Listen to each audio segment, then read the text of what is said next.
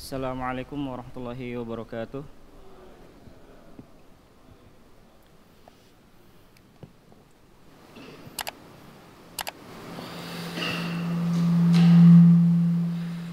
Innal hamdalillah alhamdulillahilladzi hadana li hadza wa ma kunna linahtadiya laula an hadanallah. Laqad ja'at rusulu rabbina bil haqqi wa nudu an tilkumul jannah uristumuha bima kuntum ta'malun.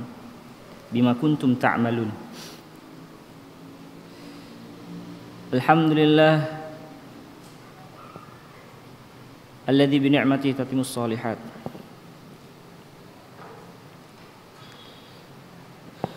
Asyhadu an la ilaha illallah wahdahu la syarika lah wa asyhadu anna Muhammadan abduhu wa rasuluh sallallahu alaihi wa ala alihi wa ashabihi wa man sara ala nahjihil qawim wastanna bi sunnatihi wa da'a ila siratil mustaqim ila yaumiddin wa sallama tasliman katsira.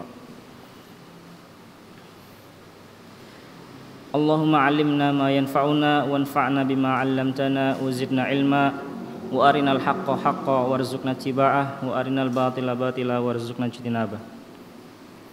Allahumma inna na'udzubika minal barasi wal jununi wal juzami wa min sa'il asqam. Allahumma inna na'udzubika an nusyrika bika wa nahnu na'lam wa nastaghfiruka lima la na'lam. Alhamdulillah, kita bersyukur kepada Allah Subhanahu wa taala yang masih memberikan kepada kita kesempatan untuk bisa memuhasabah diri, mengevaluasi diri sebelum nantinya kita akan dievaluasi oleh Allah Subhanahu wa taala. Ini adalah satu nikmat yang Allah berikan kepada kita, nikmat kehidupan ini selayaknya kita manfaatkan untuk selalu memonitoring, mengevaluasi, memuhasabahi diri. Karena setiap kita bahkan kita dengan profesi apapun, kita pasti ada yang namanya jadwal rapat, ya kan? Jadwal evaluasi. Entah itu seminggu sekali atau paling minimal sebulan sekali atau paling tidak setahun sekali. Pasti kita ada yang namanya evaluasi. Muhasabah kalau bahasa kita sebagai manusia. Sebenarnya apa sih yang kita inginkan daripada evaluasi itu? Kita bisa memonitoring jadinya. Apa yang kurang dari yang kita lakukan? Ini kalau dalam istilah pekerjaan gitu kan. Kalau kita kerja atau bahkan setiap hari, kalau kita memiliki kerabat atau teman atau siapapun yang kerja di bank lah ya. Kita tidak sedang membicarakan tentang hukum itu, tetapi bagaimana mereka yang kerja di bank itu setiap hari pasti ada evaluasi kan. Oke, bank buka jam sekian, tutup jam sekian, tapi pegawainya nggak lantas langsung pulang. Dia biasanya nunggu lagi 1, 2, 3 jam baru bisa pulang. Dalam rangka apa? Merekap, mengevaluasi, mengedit, apapun istilahnya yang terjadi di hari itu. Dan Allah meminta kita untuk memuhasabahi diri itu dalam rangka sebenarnya meringankan beban kita. Kalau kita nggak mengevaluasi diri kita jadinya lupa. Sebagaimana firman Allah yang sudah kita bawakan tadi di salat maghrib, ya ayyuhalladzina amanu taqullaha wal tanzur nafsum ma qaddamat lighad wattaqullaha innallaha khabirum bima ta'malun. Ayat ini sering digunakan atau menjadi identitas bagi pembahasan muhasabah. Di sini Allah Subhanahu wa taala mengatakan, berfirman, ya ayyuhalladzina amanu ittaqullah. Wahai orang-orang yang beriman, bertakwalah kalian kepada Allah. Karena jalur cepat untuk bisa meraih ketakwaan adalah dengan keimanan. Karena hanya orang-orang yang beriman itu yang lebih cepat untuk bisa meraih gelar takwa. Makanya di sini Allah mengingatkan bagi orang-orang yang beriman, karena lebih mudah sebenarnya untuk bisa diajak gitu, bertakwa. Ittaqullaha wal tanzur nafsum ma qaddamat lighad, dan hendaknya melihat-lihat, mengevaluasi, bercermin, berkaca dengan apa yang sudah dia siapkan untuk hari esok. Hari esok ini hari kiamat maksudnya. Qaddamat lighad, apa yang dia sudah siapkan untuk esok hari, maksudnya untuk hari kiamat. Dalam hal ini tafsirannya banyak ya. Bisa kita tafsirkan, oke, setiap dari kita itu kalau punya planning disiapkan gitu. Entah untuk besok, hari besok, kita sudah punya planning kan yang akan kita siapkan untuk hari esok. Untuk planning jangka setahun ke depan, 2 tahun, 3 tahun, 5 tahun, 10 tahun, 20 tahun ke depan. Apalagi kalau bicaranya sudah tentang pekerjaan ya, sebagai pemimpin atau sebagai kepala negara yang lebih besar lagi, maka ada planning 5 tahun ke depan, 10 tahun ke depan. Tetapi yang diinginkan Allah di sini adalah hal-hal yang berkaitan dengan penghisaban gitu ya. Penghisapan gitu. Dihisab, dihitung, pertanggungjawaban tentang amal perbuatan manusia, kita sebagai manusia. Wattaqullah, kemudian Allah mengulangi lagi, dan di dalam memuhasabahi diri itu hati-hati lagi. Kadang-kadang kita sudah mengevaluasi diri, tapi kita tidak berhati-hati di langkah berikutnya. Akhirnya kita jadi balik lagi kepada kebiasaan yang sebelumnya. Makanya di ayat ini Allah mengulangi lagi kata-kata ittaqullah sebagai penegasan. Wattaqullah innallaha khabirum bima ta'malun. Hati-hati kata Allah. Karena aku Allah khabir, maha tahu apa yang kalian perbuat. Maka di sini kita ambil pelajaran tentang muhasabah. Kita sebelum masuk kepada pembahasan kita sedikit membawakan tentang muhasabah, karena memang kita masih berada atau kita masih diberi kehidupan di mana kalau kita rasakan ya ini adalah pergantian tahun. Ya memang setiap tahun akan berganti terus perjalanan waktu, tetapi paling tidak oke lah, kita sebentar lagi kita udah mau Ramadan lagi. Tidak kurang dari 90 hari lagi kita sudah masuk Ramadan lagi. Karena yang menjadi acuan bagi Allah dalam perputaran setahun itu adalah Lailatul Qadar sebenarnya. Bukan tanggal 1 Januari atau tanggal 1 Muharram. Tetapi Lailatul Qadar. Karena di Lailatul Qadar ini Allah mengadakan perkumpulan besar-besaran, maksudnya dalam artian membagikan takdir yang akan terjadi alam semesta selama setahun ke depan di malam Lailatul Qadar.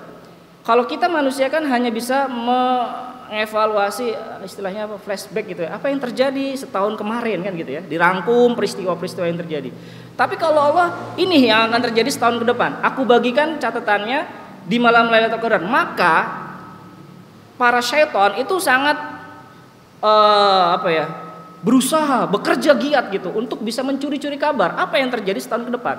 Makanya nggak aneh, nggak heran kalau ada hulu balang ya, antek-anteknya syaitan dari kalangan manusia, para dukun, paranormal dan yang nggak normal itu, mereka bisa mengatakan ABCD yang akan terjadi setahun ke depan. Ya wajar, karena itu kerjaan daripada syaitan, berusaha mencuri-curi kabar. Lawang kita aja kalau ujian nasional dokumen sangat rahasia bocor. Ujian nasional yang tingkatnya itu satu negara katakan ya kan, itu aja bisa bocor kan, soal yang sangat dokumen sangat rahasia gitu, itu bisa bocor gitu. Maka ini adalah kerjaan syaitan, mencuri kabar dalam setahun sekali. Itu momennya adalah Lailatul Qadar. Nah momen Lailatul Qadar itu untuk setahun sekali. Ada lagi momen harian, di mana takdir akan Allah bagikan itu setiap pergantian hari. Di sore hari ini, sore hari ini kan adalah kilas atau titik balik untuk berubah menjadi hari berikutnya gitu. Jadi setiap hari itu juga Allah akan membagikan apa yang terjadi selama sehari ke depan. Jadi ini ada yang istilahnya takdir yaumi. Oke, kita tidak akan membahas itu, tetapi paling tidak di sini kami akan sedikit mengulas sebelum pembahasan kita adalah tentang muhasabah, evaluasi diri. Karena pentingnya evaluasi diri ini Allah juga mengingatkan kita melalui ayatnya tadi, ya ayyuhalladzina amanu taqullaha wal tanzur nafsum ma qaddamat lighad wattaqullaha innallaha khabirum bima ta'malun. Wala takunu kalladzina nasullaha fa ansahum anfusahum ulaika humul fasiqun. Janganlah kalian itu menjadi seperti orang yang lupa kepada Allah. Wala takunu kalladzina nasullah. Jangan kalian itu karena minimnya evaluasi diri kalian jadi lupa sama Allah kan gitu. Wala takunu kalladzina nasullaha fa ansahum anfusahum, yang pada akhirnya Allah akan menjadikan kita lupa pada diri kita sendiri. Kok bisa? Maksudnya apa? Allah menjadikan kita lupa terhadap diri kita sendiri. Maksudnya kita jadi lupa terhadap diri kita, maksudnya kita ini siapa gitu. Kita ini sejatinya siapa? Makhluk Allah yang harus beribadah kepada Allah. Wa ma khalaqtul jinna wal insa illa liya'budun kan gitu. Makhluk yang bernama manusia ini dan juga jin itu tugas utamanya sejatinya adalah menghamba kepada Allah.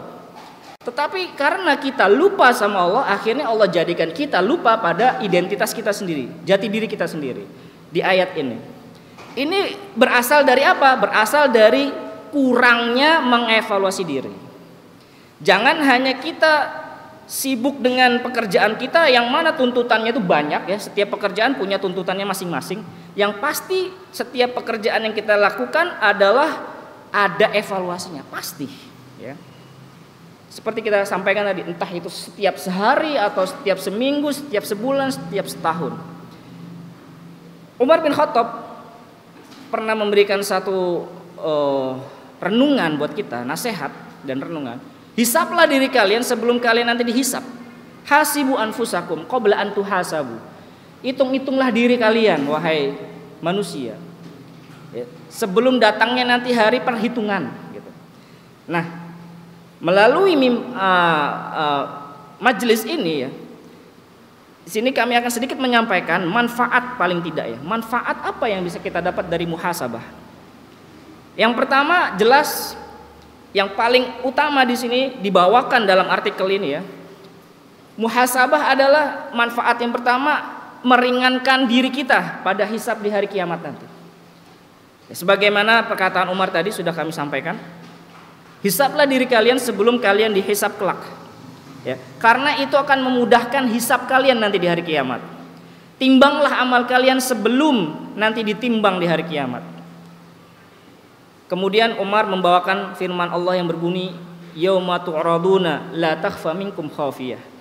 Yauma tu'raduna la takhfa minkum khafiyah.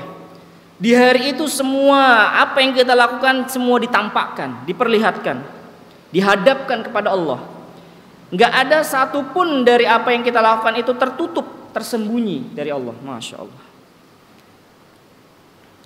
Baik, kemudian singkat saja. Yang kedua, manfaat apa yang bisa kita peroleh, yang kita bisa ambil daripada muhasabah? Yang kedua, kita terus berada dalam petunjuk. Kita bisa terus berada di dalam petunjuk. Ketika kita dalam pekerjaan kita mengevaluasi, memonitoring pekerjaan kita, kita kan jadi tahu mana yang salah, mana yang perlu diperbaiki. Akhirnya kita berada dalam relnya gitu kan, dalam SOP-nya gitu. Kalau dalam pekerjaan kita ada istilah SOP gitu kan, ini harusnya bagaimana dikerjakan. Oh ternyata ada yang salah, oh berarti diperbaiki. Ya, kita terus dalam petunjuk sebenarnya. Jadi ketika kita memonitoring diri kita sendiri, menghisap diri kita sendiri, memuhasabah diri kita sendiri, kita terus berada dalam petunjuk. Sebagaimana disampaikan oleh Imam Baydawi di dalam tafsirnya, ya, tafsir Al-Baydawi. Beliau mengatakan bahwa seseorang bisa terus berada dalam petunjuk manakala ia rajin mengoreksi, ia rajin memonitoring amalan yang telah dia lakukan, kata Imam Al-Baydawi.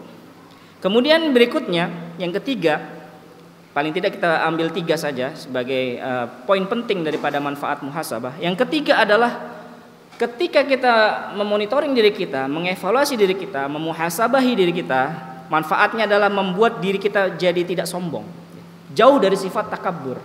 Karena ketika kita mengevaluasi diri kita, Masya Allah, ini seharusnya tidak begini perbuatannya. Masya Allah, seharusnya saya tidak mengucapkan kata-kata ini. Masya Allah, seharusnya perbuatan ini tidak saya lakukan. Jadi bisa menghindarkan diri kita dari sifat sombong, takabur, ya, membuat diri kita tidak sombong. Ada satu perkataan yang mungkin kita pernah mendengarnya ya, dibawakan oleh Muhammad bin Wasi' seorang ulama, beliau mengatakan, "Lau kana lidzunubi rihun, ma qadara ahadun an yajlisa ilayya." Ini perkataan populer sebenarnya. "Lau kana lidzunubi rihun," seandainya dosa itu ada baunya, ya, ini pernah dengar mungkin kita. Seandainya dosa itu memiliki bau, ma qadara ahadun an yajlis ilayya, enggak ada seorang pun yang mau duduk sebelahan sama saya. Barangkali ngobrol, ya kan, barangkali bercerita, sharing, mungkin enggak ada yang mau duduk dengan saya, kata Muhammad bin Wasi. Seandainya dosa itu punya bau, mungkin kita ini baunya udah sangat busuk, Masya Allah. Ini adalah salah satu bentuk sikap atau perbuatan para ulama salafun saleh, ulama salaf dulu ketika dalam rangka memonitoring diri, memuhasabah diri. Baik, ini yang bisa kita sampaikan di awal muqaddimah dari pembahasan kita agar dalam kehidupan kita, perjalanan hidup kita bisa selalu mengevaluasi diri karena pentingnya masalah ini. Tidak mesti atau tidak harus ketika terjadi pergantian tahun gitu ya, kita memuhasabah diri, atau kita adakan acara ritual tahunan gitu ya, daurah muhasabah. Kapan? Setiap akhir tahun. Ngapain gitu ya? Setiap hari harusnya kita mengevaluasi diri. Setiap mau tidur ya, mungkin kita sedikit berdoa dengan doa meminta ampun kepada Allah, istighfar kepada Allah agar diampuni dosa yang telah kita lakukan selama hari ini ya. Taib. Karena kita berada di pembahasan yang ke-28 sekarang, dosa besar yang ke-28, serial daripada berbuat aniaya ya, bagian ketiga ini kita sudah, yaitu memakan barang haram ya. Memakan barang haram. Jadi agar kita terjauhi dari dosa besar yang ke-28 ini, maka kita bawakan tadi sedikit pembahasan tentang muhasabah ya, evaluasi diri. Kami tutup pembahasan awal dengan satu hadis dari Rasulullah SAW dari Syaddad bin Aus, bahwa Rasulullah SAW bersabda, "Al-kayyisu man dana nafsahu wa amila lima ba'dal maut, wal ajizu man atba'a nafsahu hawaha wa tamanna 'ala Allahi." Ya, di sini ada tambahan di riwayat lain al-amani, wa tamanna 'ala Allah, di riwayat lain wa tamanna 'ala Allahil amani. Taib. Al-kayyisu mandana nafsahu. Seorang yang cerdas itu ya, ciri-cirinya adalah dia yang selalu memonitoring dirinya. Seorang pegawai yang cakap ya, yang terampil, yang cerdas adalah ketika dia dalam pekerjaannya dia selalu mengevaluasi, kan betul ya? Ditulis, dicatat semua peristiwa dan apa kekurangannya. Itu nanti orang ini dalam pekerjaan aja, dalam dunia pekerjaan cepat naik pangkat dia insyaallah. Yakinlah cepat, karena dia orangnya terampil, cerdas gitu. Dia selalu mengevaluasi apa yang kurang dari diri saya, apa yang harus saya perbaiki, bagaimana caranya saya bisa berkembang dari hari ke hari, kan begitu ya. Ini dalam dunia pekerjaan dia langsung cepat naiknya posisinya, nggak salah ya. Rasulullah menganalogikan orang yang cerdas itu adalah yang sejati, yang hakiki adalah orang yang selalu memonitoring dirinya. Dana nafsu maksudnya adalah menghitung-hitung dirinya. Wa amila lima ba'dal maut, dan mempersiapkan bekal beramal untuk hari kiamat kelak. Berbekal dia. Karena sejatinya dunia ini bukan tempat tujuan. Dunia ini adalah tempat mencari bekal. Sebagai seorang musafir, kita kalau mau safar pasti kan kita mempersiapkan bekal. Contoh ringan dari kepergiannya saya dari rumah aja. Tadi paling tidak saya mempersiapkan 1 jam, 2 jam untuk berbenah, berbekal. Apa yang harus saya persiapkan dalam safar saya ke sini. Begitu juga dengan jamaah sekalian. Maka orang yang cerdas adalah orang yang menghisap dirinya. Sebagaimana Umar bin Khattab tadi mengatakan. Ya, definisi orang cerdas ya bahasanya sekarang gitu ya. Definisi orang cerdas adalah orang yang memonitoring dirinya dan mempersiapkan bekal untuk hari kiamat kelak. Ya, hari setelah kematiannya. Jadi alam akhirat itu dimulai sejak manusia itu meninggal. Itu step awalnya adalah kuburan. Dan dia akan mengarungi perjalanan yang sangat panjang. Kita nggak tahu kapan kita meninggal, dan sejak kita meninggal kita juga nggak tahu kapan kiamat datang. Kan begitu ya? Nggak bisa diprediksi. nggak ada ramalan-ramalan yang mengatakan kiamat terjadi tahun 1400 sekian Hijriah. Anda peramal atau Anda Rasulullah? Rasulullah aja nggak meramalkan seperti itu kok. Apakah Rasul meramalkan kiamat terjadi di tahun 1400 sekian Hijriah? Nggak ada hadisnya masalahnya. Jadi nggak usah meramal-ramal sesuatu yang Allah yang punya ilmunya, hanya Allah yang punya ilmunya. Manusia siapapun dia, sampai pun Rasulullah nggak punya ilmu tentang ramalan hari kiamat kapan terjadi. Dimulai dari itu sampai nanti hari penghisapan dan akhirnya ke surga atau ke neraka jalan dia. Cuman dua aja. Kalau nggak ke surga ke neraka, nggak ada tempat ketiga. Surga neraka, mau yang mana? Insya Allah. Sedangkan orang yang lemah, ya, wal ajiz, dan orang yang lemah adalah orang yang selalu memperturutkan hawa nafsunya, ya, mengikuti terus apa yang menjadi keinginannya, hawa nafsunya. Apa resolusimu di tahun 2022? Wah, planningnya dicatat panjang mungkin A, B, C, D. Sebulan lagi saya punya planning begini. Untuk jangka waktu kuartal pertama tahun ini, gitu ya bahasanya. Kuartal kedua tahun ini, kuartal ketiga tahun ini, A, B, C, D, A, B, C, D itu dicatat semua. Untuk masalah dunia dia rapih, tapi dia lalai untuk masalah akhiratnya. Insya Allah. Wa tamanna 'alallahil amani, dan dia berangan-angan mengharapkan kemurahan dari Allah. Ini manusia yang bahasanya orang tulisan di belakang truk itu muda foya-foya, apalah bahasa gitu ya, dewasa gitu, mati masuk surga, enak betul itu begitu ya. Dari kecil seneng-seneng, remaja seneng-seneng lagi, udah tua masih seneng-seneng lagi, matinya masuk surga, nggak ada istilahnya begitu, ya kan?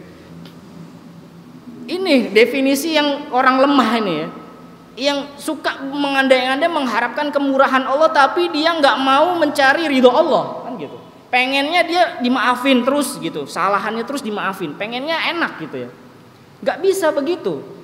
Lawang kita dalam mencari jodoh aja butuh perjuangan, ya kan? Iman itu juga menuntut amal, karena amal ini adalah bentuk perjuangan daripada iman. Kalau iman kita tidak ada perjuangannya dalam beramal, ya nonsen gitu ya. Dipertanyakan apakah Anda seorang mukmin? Tidak masuk dalam kategori ya ayyuhalladzina amanu tadi. Karena iman menuntut amal. Mau nggak mau iman itu jodohnya amal. Karena kalau iman tanpa amal ya kayak pohon tanpa buah ya, begitu kan? Nggak ada buahnya sama sekali. Apa bukti keimananmu? Ya, kalau Anda seorang yang beriman, amal apa yang sudah dikerjakan oleh Anda wahai seorang mukmin? Nggak ada. Kok Anda ingin mengharapkan kemurahan Allah, Anda suka memperturutkan hawa nafsu, tetapi Anda tidak mau beramal untuk akhiratmu, berarti ini definisi orang lemah, sebagaimana dalam hadis. Baik, pembahasan kita adalah tentang memakan barang haram. Karena menarik ya, karena di flyer ya bahasanya atau di iklan itu gambarnya babi. Sebenarnya pembahasan kita itu adalah memakan barang haram ini, memakan harta haram sebenarnya. Tapi oke lah, kita bahas juga dari sisi makanan yang haram. Kenapa? Karena makanan yang haram ini mempengaruhi daripada akhlak kita juga sebenarnya. Dan kebanyakan orang-orang yang makan haram itu mendapatkan harta untuk beli makanan yang haram itu juga dari jalan yang haram. Jadi ini saling berkaitan sebenarnya. Memakan harta haram ini dia istilahnya dalam pekerjaan gitu ya, dalam dia mengupayakan upo ya, bahasa orang Jawa, upaya upo, nasi, dia dalam bekerja dia dari jalan yang suka-suka, tidak memperhatikan yang halal. Kalau kata orang mungkin cari yang haram aja udah susah, gimana cari yang halal gitu, tapi enggak begitu karena dia enggak punya ilmu. Coba dia punya ilmu, apapun bentuknya, keterampilan apapun, dia mungkin nggak akan bilang kayak gitu. Itu hanya perkataan orang-orang pengangguran aja. Orang-orang pengangguran. Bahkan di sini di Imam Zahabi juga menyebutkan salah satu bentuk daripada makan barang haram adalah orang yang nganggur. Apa maksud orang nganggur? Bisa jadi maksudnya adalah dia kerja, tapi dia kerjanya seenaknya. Yang penting gaji. Masya Allah. Ini kan zolim ini. Makanya memakan barang haram atau harta haram ini masuk dalam kategori berbuat aniaya, tindak kezoliman. Maka kita bawakan ini bagian ketiga dari rentetan perbuatan zolim. Ya, dosa ke 26, 27, 28 sekarang. Baik. Langsung saja pembahasan yang kedua kita bahas dari sisi memakan makanan yang haram dulu. Sebelum kita dari sisi dosanya ya. Dari sisi fikihnya. Baik, kita sampaikan sesingkat-singkatnya. Bismillah. Di sini di dalam pembahasan ini masuk dalam kategori fikih ya. Mungkin nanti akan dibahas pada pembahasan yang sesungguhnya nanti di pembahasan fikih. Tapi kita bawakan sedikit sinopsis lah begitu. Muqaddimah atau intinya, nubzah intinya. Definisi daripada pembahasan atau kaidah dasar dari makanan yang harusnya kita makan gitu ya. Jadi makanan itu at'imah jamak dari to'am. Kalau dalam bab fikih namanya kitabul at'imah, pembahasan tentang makanan gitu. At'imah ini jamak to'am, jamaknya dari to'am, jamaknya to'am. To'am jamaknya at'imah gitu maksudnya. Apa itu? Makanan dan minuman yang dimakan manusia, atau yang diminum manusia, yang menjadi sumber makanan dia, baik berupa makanan pokok atau selainnya. Ini definisi makanan dan minuman. Kaidah dasarnya adalah kaidah syar'i dalam masalah ini dalam pengertian apa yang dihalalkan dari makanan dan minuman dan apa yang diharamkan dari makanan dan minuman itu bertolak dari firman Allah ya. Jadi kaidahnya itu berasal dari firman Allah, "Qul la ajidu fima uhiya ilayya muharraman 'ala ta'imin yat'amuhu illa an yakuna maitatan aw daman masfuhan aw lahma khinzir." Sesungguhnya katakanlah wahai Muhammad, sesungguhnya aku tidak mendapati apa-apa yang sudah diwahyukan kepadaku dari makanan yang diharamkan untuk dimakan kecuali kecuali makanan itu berupa bangkai. Jadi sudah disebutkan. Jadi makanan yang haram itu yang disebutkan dari ini adalah bangkai. Jadi bangkai jelas nggak boleh dimakan. Daman masfuha, darah yang mengalir juga nggak boleh dimakan. Lahma khinzir, daging babi nggak boleh dimakan. Dan turunannya, apapun bentuk turunannya, ya daging babi nggak boleh dimakan. Fa innahu rijsun, karena itu adalah sesuatu yang kotor, buruk. Au fisqan uhilla li ghairillahi bih, atau makanan yang disembelih, yang dipersembahkan atas nama selain Allah. Kalau dalam tafsiran yang lain, fiskon ini salah satu nama berhala sebenarnya. Ada ya istilah di dalam tafsiran lain mengatakan au fiskon di sini disebutkan adalah salah satu nama berhala. Makanan yang dipersembahkan untuk berhala gitu ya dalam tafsiran yang lain. Atau makanan yang disembelih atas nama selain Allah. Famaniturra ghairu bagin, barang siapa yang kepepet harus makan bangkai lah, kepepet harus makan babi lah gitu ya. Makan-makan yang diharamkan dalam catatan kepepet ya. Ghairu baghin, yang sejatinya dia nggak ingin makan itu, dia nggak ada keinginan tapi kepepet. Wala adin, dan juga makannya secukupnya aja karena kalau nggak makan mati dia gitu ya dalam kondisi itu. Intinya dua catatannya, dalam rangka kepepet dan dia memang nggak ingin makan itu tapi kepepet. Yang kedua yang penting jangan melampaui batas. Mentang-mentang kepepet akhirnya bolehlah makan sesukanya, akhirnya makan sebanyak-banyaknya. Katanya babi enak, makan aja yuk sampai enak gitu kan. Nggak boleh juga gitu. Jadi secukupnya aja gitu. Fa inna rabbaka ghafurur rahim, karena sesungguhnya Tuhanmu itu adalah Maha Pengampun dan Maha Kasih Sayang. Ya, jadi dalam keadaan kepepet tadi boleh. Kaidah berikutnya dalam firman Allah, ini kaidah yang paling mendasar ya. Wa yuhillu lahumut thayyibat wa yuharrimu alaihimul khaba'its. Allah itu menghalalkan bagi kalian yang baik-baik dan mengharamkan bagi kalian yang buruk-buruk. Jadi makanan yang tidak boleh dimakan adalah makanan yang definisinya itu definisi buruk gitu ya. Ya, buruk gitu. Yang buruk-buruk. Kemudian firman Allah, "Qul man harrama zinatallahi allati akhraja li ibadihi wat thayyibati minar rizq." Katakanlah, siapa yang mengharamkan perhiasan-perhiasan yang Allah keluarkan buat hamba-hambanya, begitu pula makanan-makanan yang baik-baik yang sudah Allah halalkan kemudian diharamin ya. Jadi nggak boleh kita mengatakan satu perkataan ya, berkata tentang satu perkataan tentang makanan tanpa dalil. Ini kan nggak boleh, lo dalilnya mana? Kalau nggak boleh makan A, nggak boleh makan B, maka dalam hal makanan pun kita juga harus hati-hati. Ya, karena kita juga bisa terjerumus dalam dosa besar yang ke-28 ini. Itu tadi. Kenapa? Karena kita memperturutkan nafsu kita. Ya. Oh, sekarang banyak ya kan di YouTube channel tantangan makan A, tantangan makan B, tantangan makan E, semua dimakan nanti. Aslinya dia mungkin nggak mau makan, tapi karena cuan ya kan, wah tuntutan cuan dia akhirnya udahlah ayo makan deh, kelelawar lah, kalong lah dimakan, ular dimakan, semua dimakan. Ya Allah, ini melampaui batas. Dia adalah masuk dalam kategori ajis tadi, orang yang lemah sebenarnya dia. Ya. Orang yang lemah, meskipun di dalam channel dia kayak katakan orang yang top, ya kan, trending. Itu dalam urusan dunia, silahkanlah Anda berlomba-lomba dalam urusan dunia. Tapi hati-hati, agama Islam punya aturan.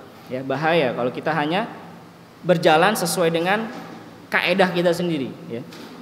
Oke, berikutnya, maksud daripada thayyibat itu yang baik-baik adalah yang jiwa ini menyukainya, ya.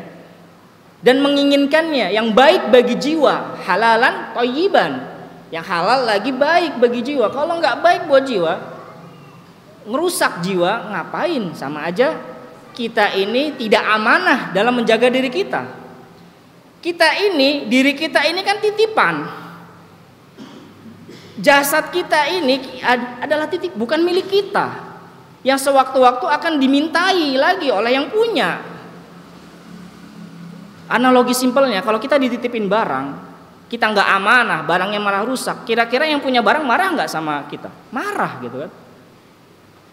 Udah gitu ada lagi orang yang berkata menjual diri. Emang kamu dirimu itu punyamu gitu kan? Sehingga kamu bebas menjual dirimu sendiri. Sesuatu yang bukan miliknya kan nggak boleh dijual. Ini saya titipin barang, terus dijual sama orangnya, boleh nggak kira-kira? Kan nggak boleh. Diri kita bukan milik kita. Kita ini harus amanah dalam menjaga diri kita. Makanya kadang-kadang sedih juga ya Allah, maafkan diriku karena matanya udah nggak fungsi dengan baik, pakai kacamata. Harusnya kan begitu. Karena kita kurang hati-hati dalam menjaga diri kita. Seharusnya ketika kita kena penyakit, makanya di situ ada istilah ketika kena penyakit sejatinya meleburkan dosa-dosamu. Karena kita nggak amanah dalam diri kita sendiri. Menjaga diri kita sendiri aja belum bisa amanah gitu loh. Insyaallah. Baik, kita lanjut lagi. Karena makanan ini adalah sebagai sumber. Kita ini kan nggak, apa sih yang mau kita sombongin? Yang mengaku dirinya memiliki akal yang sempurna dan sebagainya. Akal kita itu tidak lebih dari sepiring yang kita makan sebenarnya kan. Apa sih yang kita makan dalam piring kita itu yang kita makan? Itu sebenarnya jati diri kita. Makanya dalam memilih makanan memang kita diminta untuk berhati-hati dan baik-baik dalam mengkonsumsi makanan. Kalau orang luar mungkin sampai ada yang sampai nilai gizinya ditakar lagi, masya Allah. Memang betul-betul ya, saking ketatnya dia dalam memilih makanan. Karena dampaknya itu akan berpengaruh kepada akhlak, ya masya Allah. Makanan yang baik, dampaknya akan memberikan efek yang baik bagi pekerti kita, perbuatan kita. Makanan yang buruk juga seperti itu. Sebaliknya, kalau kita memakan makanan yang diharamkan atau makanan yang buruk, maka efeknya juga kepada akhlak, perilaku, perangai, sifat, sikap. Oleh karena itu Allah membolehkan hanya memakan makanan yang baik-baik saja dan mengharamkan dari memakan yang buruk-buruk. Ini kaidah dasar daripada makanan dan minuman. Baik. Kemudian kita lanjut pembahasan tentang nas, dalil yang menyatakan makanan yang boleh untuk dimakan dan nas yang menyatakan makanan yang haram untuk dimakan. Baik, kita langsung saja.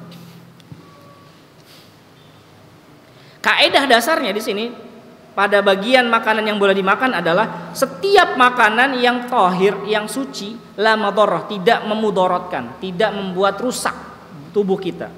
Maka ini adalah makanan yang mubah, boleh. Wal at'imah mubahah ala nau'ain. Makanan yang diperbolehkan ada dua jenisnya. Hewani atau nabati, hayawanat atau nabatat, hewani atau nabati. Seperti biji-bijian kalau yang nabati ya, atau buah-buahan. Intinya adalah tadi, yang suci, yang baik dan tidak merusak. Kalau ada buah-buahan itu disinyalir ada kandungan racun, ya ngapain kita makan gitu kan?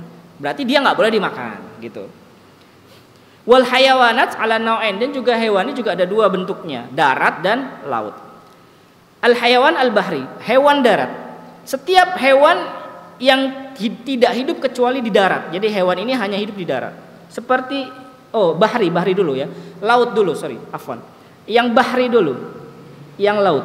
Setiap hewan yang tidak hidup kecuali di laut. Seperti ikan dan segala jenisnya yang bermacam-macam, beraneka ragam. Dan selain daripada ikan yang intinya hidupnya di laut. Illa ma fihi sumun, kecuali ada hewan laut, entah itu ikan atau apapun bangsa hewan laut yang ada racunnya, maka tidak boleh dimakan. Fa innahu muharram atau yuharram, diharamkan karena dia memudorotkan. Enggak usah maksain kita untuk makan semua jenis makanan yang ada di laut. Kalau kita tahu itu ada racunnya, ya udah jangan dimakan. Begitu juga setiap hewan laut yang diharamkan yang mengandung unsur buruk dan jijik, ya. Buruk dan jijik seperti kodok. Kodok ini jijik sebenarnya. Hewan yang jijik, kalau diteliti pun juga sebenarnya banyak. Kita buka-bukaan aja penelitian tentang kodok itu sebenarnya jijik ya, kodok itu. Udah disembelih masih hidup lagi kan? Enggak ada disembelih kali ya, dipotong gitu ya. Enggak ada istilah disembelih kodok. Kenapa? Di satu sisi dia mustakhbas ya, buruk, dan mustakdzar, jijik, dia menjijikkan kodok. Dan juga ada larangan untuk dibunuh memang. Kodok ini kan dilarang untuk dibunuh karena dia bertasbih, ya kan? Ada larangan untuk dibunuh kok dimakan. Berarti dia nggak boleh dimakan sejatinya. Dan juga bentuk lain dari hewan laut atau binatang laut yang tidak boleh dimakan di sini contohnya buaya. Buaya itu hidupnya di laut ya. Kalau buaya hidupnya di darat itu istilah lain ya kan. Likauni mustakhbasan, karena bentuknya ini yang mustakhbas ya, buruk dia itu. Di satu sisi dia buruk, di sisi lain dia itu binatang buas sebenarnya. Timsah ini kan binatang buas.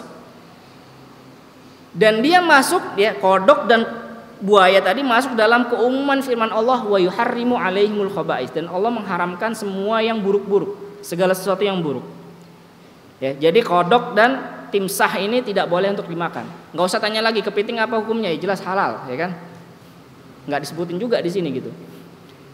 Taib. Kan dia hidup dua alam, enggak, dia hidupnya di laut, ya kan? Di air dia hidupnya. Karena dia memang paling condong hidupnya di air gitu, bukan di darat. Dan dia tidak buruk, ya kan? Tidak mengandung keburukan apapun, tidak mengandung kemudharatan dan juga tidak menjijikkan gitu. Kalau ada yang menjijik, bilang aku nggak makan kepiting, ya sudah silahkan. Tapi jangan menghukumi haram kalau Anda tidak tahu dalilnya gitu. Karena Rasulullah tidak makan biawak Arab. Ya, biawak Arab beda sama biawak Indonesia. Biawak Indonesia kayak buaya. Kalau biawak Arab tuh digurun. Para sahabat makan, tapi Rasul enggak. Meskipun Rasul bilang boleh silahkan dimakan, tapi itu bukan makananku. Ya nggak apa-apa gitu loh. Kalau ada yang nggak suka kepiting ya sudah silahkan. Jangan kemudian bilang kepiting haram gitu kan. Ini bahaya gitu ya. Baik, kita lanjut. Kemudian ada hadis dari Ibnu Abbas yang mengatakan inna soidahu maksudnya adalah segala sesuatu hewan buruan yang ada di laut itu adalah boleh, ya kan? Dan apa yang dimuntahkan, makanan yang dimuntahkan dari laut itu juga boleh. Maksudnya dimuntahkan itu kita nggak bersusah payah untuk berburu gitu loh. Ya sudah datang aja gitu ya. Tiba-tiba ada yang terkapar di pantai gitu kan. Nah, itu dari hewan laut. Intinya yang tidak memudorotkan, yang tidak memudorotkan. Uhilla lakum saydul bahri wa ta'amuhu mata'al lakum lisayyarah. Dihalalkan bagi kalian buruan laut dan semua jenis olahan yang ada di laut.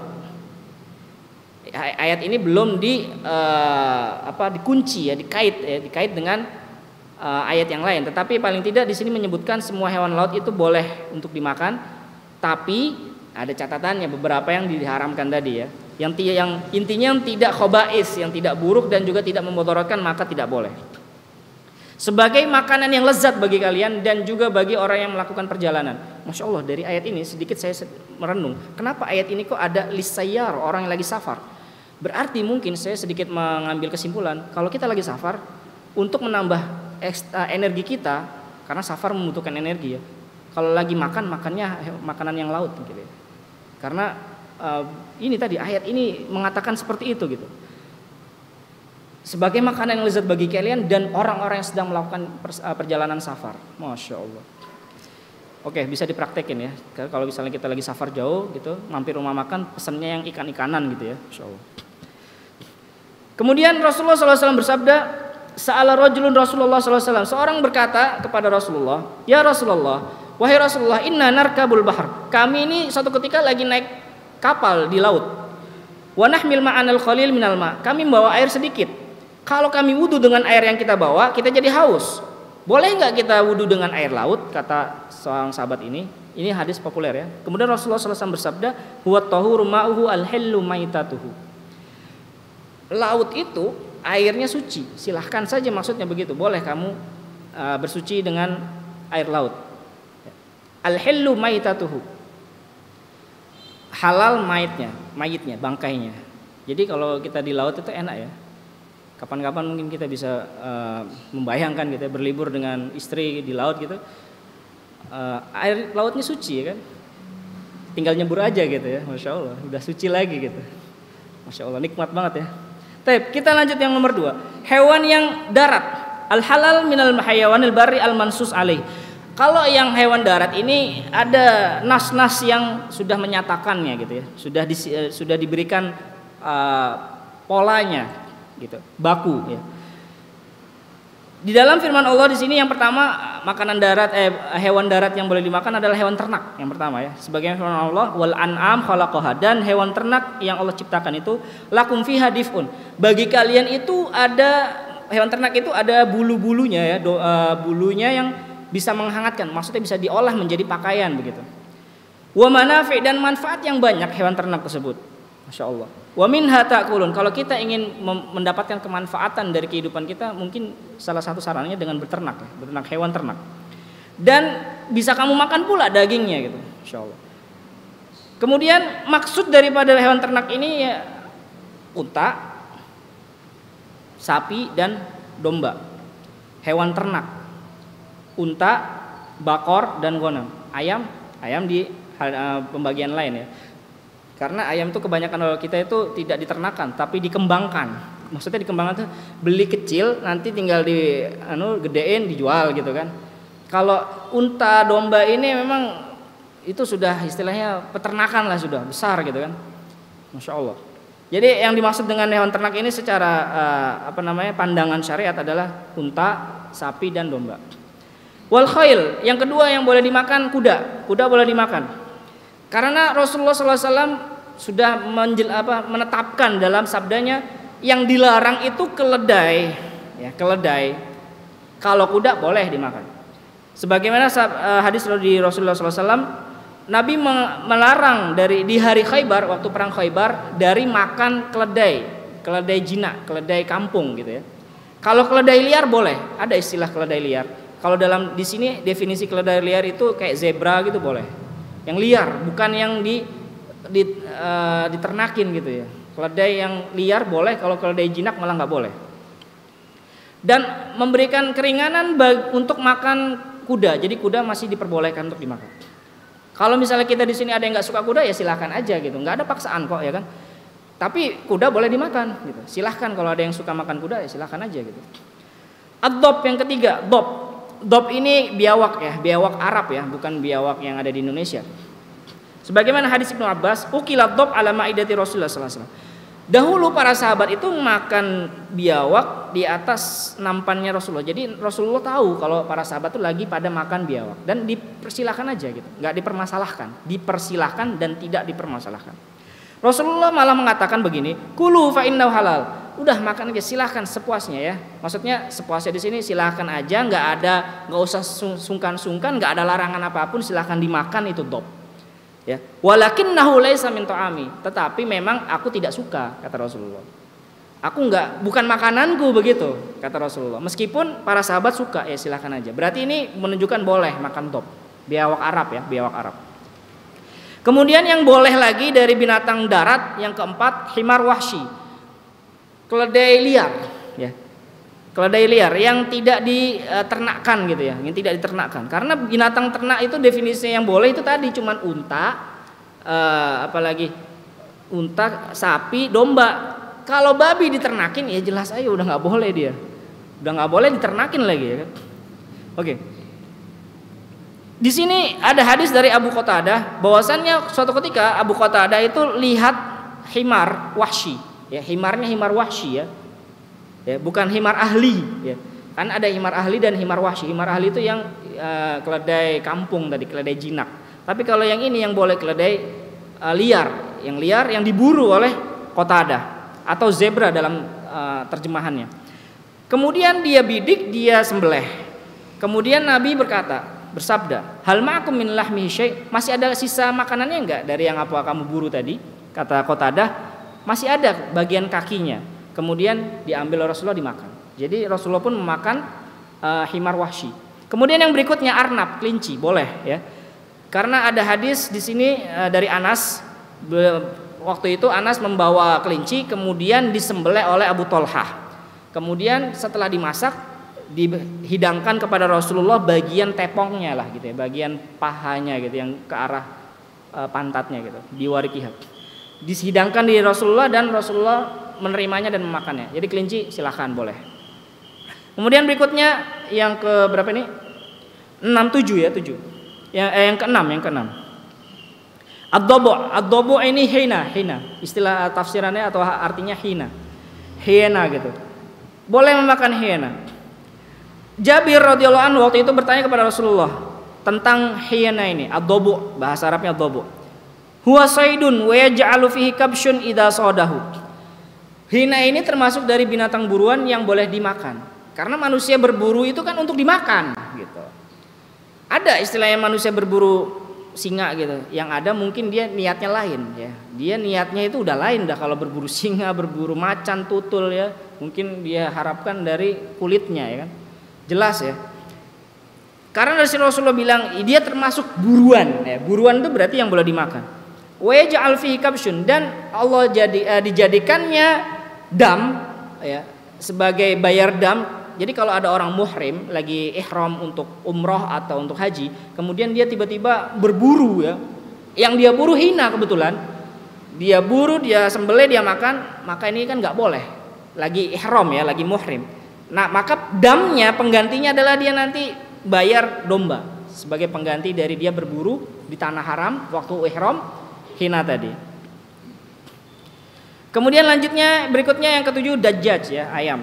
Jadi boleh ya dimakan ya, ayam boleh dimakan. Karena di sini ada hadis jelas-jelas dari Abu Musa al-Asy'ari, aku melihat Rasulullah makan ayam. Ya sudah. Ya kulul lahma dajjaj. Dan yang termasuk atau yang dianalogikan dengan ayam ya angsa, mentok gitu ya, apalagi bebek. Karena boleh ya. Intinya sebenarnya makanan hewan-hewan tadi dia makan dengan makanan yang suci. Lain ceritanya kalau misalnya hewan-hewan tadi hatta sampai pun dia domba, sapi, unta, bebek, ayam tadi makannya nggak suci, makan najis, maka nggak boleh dimakan. Gimana caranya? Caranya dikarantina dulu hewan-hewan tadi yang makan najis tadi dikarantina 3 hari ya. Karena di sini Umar pernah mengkarantina ayam, ayam apa nanti disebutin. Itu makan najis dikarantina dulu, ya di sterilin dulu isi perutnya, dikasih makanan yang halal baru disembelih. Lele ya juga sama. Kalau kita tahu nih lele makanannya yang kotor-kotor, ya jangan disembelih dulu, jangan dimakan, disembelih lagi. Jangan dimakan dulu, dinetralin dulu, dikarantina dulu, baru boleh dimakan. Jarot yang berikutnya ya, belalang boleh ya. Di sini Rasulullah makan belalang, masya Allah. Kalau kita yang pengen mencontoh Nabi ya coba aja makan belalang. Tapi kalau Anas sih ya masih agak gimana gitu ya. Tapi ya silakan aja yang suka belalang. Biasanya sih orang-orang Blora ya kalau nggak salah itu ya punya kebiasaan makan belalang, atau di sekitar kita juga banyak yang suka makan belalang. Belalangnya nggak semua belalang tentunya gitu. Ada orang-orang yang makan belalang tahu yang mana yang dimakan, yang mana yang tidak dimakan belalang. Jenisnya kan banyak. Kalau belalang yang beracun ya jelas nggak boleh dimakan. Intinya jangan sampai ada racun yang malah membahayakan diri kita. Jarot belalang ya. Kata Abu Aufah, Abdullah bin Abi Aufah, Ghazawna, kami waktu itu pernah berperang bersama dengan Rasulullah 7 ghazwat, kata Abu Aufah, masya Allah. 7 perang yang diikuti Abu Aufah dengan Rasulullah. Dan kita waktu itu ya namanya lagi perang, otomatis survive ya. Bagaimana cara survive ketika lagi perang? Katanya kita bareng-bareng makan belalang bersama dengan Rasulullah, insyaallah. Kemudian berikutnya sebelum azan kita tuntaskan nas yang melarang, alias makanan yang dilarang dalam nas gitu ya. Yang jelas-jelas dilarang. Kaidah asalnya adalah setiap makanan yang najis, yang mustakdir, yang jijik, menjijikkan dan membahayakan, maka tidak boleh dimakan. Dalam hadis di sini terangkum dalam 10 jenis makanan dalam surat satu ayat ya, di dalam firman Allah surat Al-Maidah ayat 3. Kalau kita mau bisa kita lihat suratnya dan tafsirnya. Surat Al-Maidah ayat 3 sudah merangkum 10 jenis makanan yang tidak boleh dimakan. Itu dalam satu ayat, ada nanti banyak yang lainnya. Di situ dikatakan hurrimat alaikumul maitah. Yang pertama maitah ya, maitah bangkai. Bangkai ini yang tidak disembelih, jelas ya, hewan yang tidak disembelih maka dia jadi bangkai.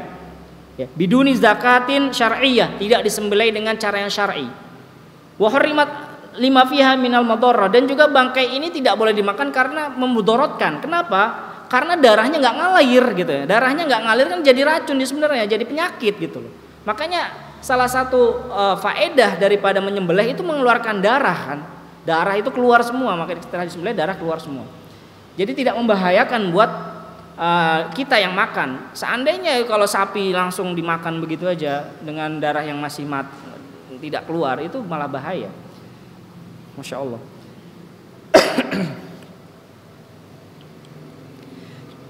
Kemudian yang kedua adam, hurrimat alaikumul maitatu waddam, dan darah. Darah di sini darah yang mengalir ya, yang diinginkan oleh syariat, darah yang mengalir tidak boleh dimakan. Maka itu adalah haram, kecuali 2 jenis darah ya di sini, seperti hati dan limpa ya, hati dan limpa.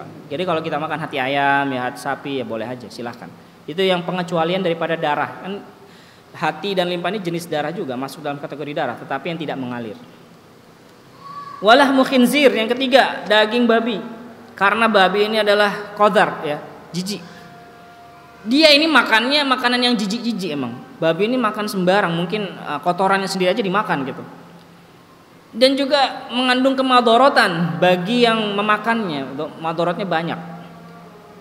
Itu aja masih banyak orang yang suka makan babi, ya Allah. Padahal sudah dijelaskan bahwasanya babi itu tidak boleh dimakan, diharamkan. Waliyadzubillah, mungkin dari kalangan orang muslim pun juga masih ada yang makan babi. Kemudian wa ma uhilla li ghairillahi bihi, yang disembelih atas nama selain Allah. Karena Rasulullah juga sudah melaknat, la'anallahu man dzabaha li ghairillah. Allah sudah melaknat siapa saja yang menyembelih atas nama selain Allah, tidak untuk Allah. Wa hada haramun, ini haram karena mengandung unsur kesyirikan. Zabah ini salah satu bentuk ibadah, maka tidak boleh menyembelih untuk selain Allah. Uhilla li ghairillah. Ini merusak tauhid, ya, merusak tauhid. Fa inna dzabaha la yajuzu sarfa li ghairillah, karena menyembelih itu ibadah dan tidak boleh ditujukan ditujukan kepada selain Allah, tidak boleh. Fasholli li rabbika wanhar, kata Allah. Salatlah kamu dan sembelihlah kamu untuk Allah aja. Salatlah untuk Allah. Amal salatmu dan amal penyembelihanmu itu hanya untuk Allah. Li rabbika, lillah, enggak boleh untuk yang lainnya. Kemudian dalam ayat ini ada yang nomor 4, maita dam lahmul khinzir, keempat, kelima, keenam ya. Kelima al-munkhaniqah. Dam maita dam lahmul khinzir uhilla li ghairillahi bihi wal munkhaniqah. Munkhaniqah, hewan yang tercekik. Ya, hewan yang tercekik. Kemudian meninggal, intinya dia tidak disembelih ya. Hewan-hewan ini yang tidak disembelih karena sebab tercekik, yang pertama, wal munkhaniqah yang kelima ya. Secara sengaja atau tidak sengaja. Jadi kalau membunuh hewan, mau makan hewan yang boleh itu jangan dicekek, tapi disembelih. Mau makan domba dicekek caranya, enggak, salah, disembelih. Enggak boleh dicekek. Ya, cara menyembelih cara membunuhnya itu bukan dengan dicekik tapi disembelih. Kadang lucu juga ya, cara makan anjing. Orang makan anjing, cara membunuh anjingnya itu enggak disembelih dia, dikasih di karung, dipukulin. Astagfirullahaladzim, ya kan? Udahlah dia cara membunuhnya enggak betul, makannya juga saya udahlah cocok, udah double sudah. Makan anjing, cara makannya, cara membunuhnya pun juga enggak disembelih, tapi sampai pun dia disembelih juga tetap enggak boleh orang anjing, ya kan? Anjing itu masuk dalam kategori apa? Dia tidak ada di dalam Al-Quran. Oke, memang tidak ada ayat yang langsung menyatakan wal kalb gitu enggak, tapi dia masuk dalam definisi binatang buas. Ya, binatang buas. Oke, kita lanjut lagi. Tadi munkhaniqah wal mauquzah. Al mauquzah hewan yang dipukul ya, itu tadi. Dengan tongkat atau apapun bentuknya, yang penting matinya karena tidak disembelih, dia dipukul. Kemudian mutaradiyah, dia jatuh dari tempat yang tinggi. Ini sapi ini susah banget ya, mau ditangkap, mau disembelih. Akhirnya digiring ke tempat tinggi, jatuh mati. Disembelih, enggak, habis itu baru dimakan. Enggak boleh, dia jadi bangkai dia. Kenapa kok jadi bangkai? Karena enggak ada darah yang ngalir. Tadi dari situ sebenarnya enggak bolehnya itu, bahayanya di situ. Bukan kok ada apanya, karena itu nggak disembelih, darahnya nggak ngalir, malah jadi penyakit gitu kan, malah jadi madharah. Wan natihah, hewan yang tertanduk hewan lain. Kita saksikan gitu ya, sapi bertarung dengan kerbau gitu, tertanduk sapinya mati gitu ya. Habis mati kemudian kita ambil, kita masak, nggak boleh juga ya. Natihah. Yang berikutnya wa ma akalas sabu'. Dan apa yang hewan yang dimakan hewan buas. Kita lihat ada domba dimakan oleh singa atau macan atau sebagainya. Udah selesai singanya macan ya, udah kenyang, kita ke sana ngambil bagian sisa-sisanya kita masak gitu, nggak boleh juga. Nggak boleh juga. Kecuali kalau misalnya hewan buasnya itu di sini disebutkan asad, singa, namir, macan ya, dhi'ib, serigala atau kalb, anjing ya. Anjing makan ayam gitu, ayamnya mati, kemudian sisanya kita masak, nggak boleh juga. Kalau yang boleh yang bagaimana? Yang boleh kalau misalnya ketika dia dimangsa oleh hewan buas tadi, dia masih hidup, masih sempat hidup, kemudian kita sembelih. Nah, kita yang nyembelih masih boleh gitu ya. Bagian yang tidak terkena liurnya ya, bagian yang tidak terkena liurnya. Bagian yang masih suci daripada hewan-hewan buas tadi. Hewan buas tadi mungkin memangsa kakinya patah gitu ya, tapi masih hidup itu, masih bisa lari misalnya. Karena udah kecapean ya, singanya udah dapat kaki juga kan, ya, masih ada sempat dia hidup, baru kita sembelih, masih boleh kita makan. Kemudian wa madzubiha 'alan nusub, yang disembelih untuk berhala. Nusub di sini tafsirannya atau maksudnya adalah batu yang dulu itu ada di dekat Ka'bah. Jadi orang-orang jahiliyah dulu itu kalau menyembelih itu ya buat persembahan lah gitu ya, buat yang mereka yakini waktu itu. Wa madzubiha, kalau analogi sekarang apapun bentuknya, menyembelih untuk seserahan kepada selain Allah juga tetap nggak boleh.